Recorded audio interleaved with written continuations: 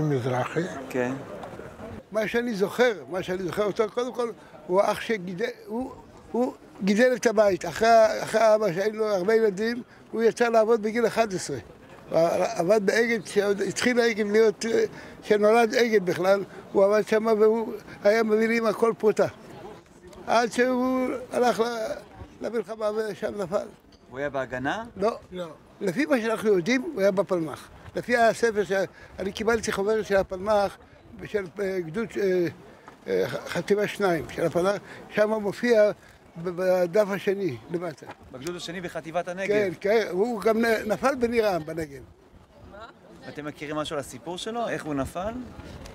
אני שמעתי את זה, אני שמעתי אישית מזה שקבר אותו. אח של בני אמדורסקי, ישראל, היה חבר אגד. והם היו יחד בניר עם, דקה לפני שהוא מת, הוא אמר לו, ישראל, אל תספר להורים כי אמא תתאבד, אמא שלי. והיה באמת הרבה דברים לא החזיקה מעמד. והוא לא סיפר עד שאחותי, שנפטרה לפני חודשיים, 3 חודשים, היא נסעה, הוא בניר עם, מישהו אחר סיפר לה, הבן של אחד המפקדים, שהוא נמצא בניר עם, היא נסעה לניר עם, ושם רצתה אחר כך כל המשפחה הלכנו. ואז אבא ביקש להעביר אותו, כי הוא נולד בירושלים, הוא רצה שיעביר אותו לפה, והעביר אותו פה בין הכפרים הראשונים שהביאו מירושלים בשנת 50. העביר אותו ושמנו אותו פה. לידו יש פה 2 בחורים בני האחים של האמא. אח של אמא שלי, הבן שלו, ניסים ביבי, פה, והשני, יעקב חליפה, שניהם נהרגו בגוש עציון. הוא נהרג, ניסים נהרג בשעה של הל"ה, שרפו אותו. ויעקב, הוא אחד מהקצינים הראשונים של ההגנה, הוא נפל במנזר, בין האחרונים שהיו במנזר הוא נפל. הוא קבור פה, קבור בתוך ה...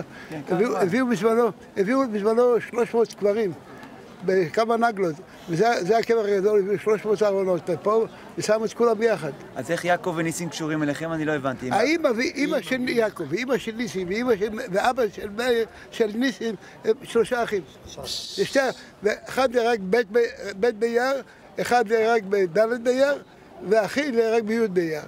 זאת אומרת שהאחות ישבה בשבעה, היא שאלה, למה אחותי למה לא באה לראות אותי? היא לא יודעת שאחותה כבר יושב 3 ימים. הוא היה אדם גדול, גדול מאיתנו גופנית, כן?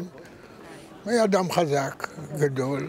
הוא היה בשועלי שמשון, ואחר כך הוא יצא לנגב, לקחו אותו לנגב. הוא היה, עכשיו, אני אספר במקור, למעשה הוא היה בריון, לא קורנו. כשהוא התגייס, קודם כל הוא התגייס לפני שהיה מגיל 17 עד 25, והוא קרא בן 26. אמא אמרה לו, יש לך זמן, יבוא טוב שעשה לך, אמא הולכים, אני הולך. אני לא רוצה שהערבים יבואו לשחוט את האחים שלי בבית, אני הולך לשחוט אותם שם. ואז הוא התגייס, הוא היה בריון, לקחו אותו למשטרה הצבאית. הוא עמד בקריאה, בכניסה לקריאה, אז קראו לזה, איך קראו לזה? שרונה, בשרונה, עמד בדלת, פתאום השחורי, אחד מהמפקדים של הראשונים של צה"ל, ראה אותו, ניסים, מה אתה עושה פה? אבל אני עכשיו, הנה אני שוטר צבאי לגייס את כל החבר'ה. לא,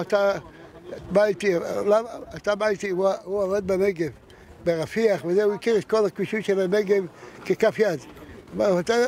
למחרת, הוא כבר נסע לנגב ולא ראינו אותו יותר.